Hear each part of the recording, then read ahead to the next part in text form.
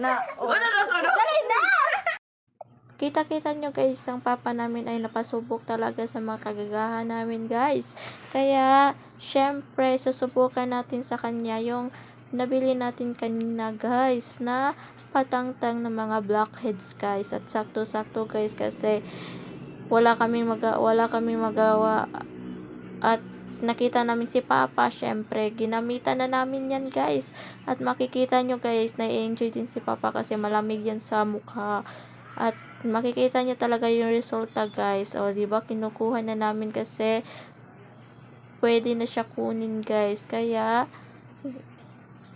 nawala yung mga blackheads sa mukha ng papa ko guys. At makikita nyo talaga guys.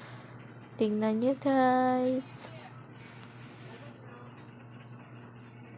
O diba guys, nawala na yung mga blackheads guys.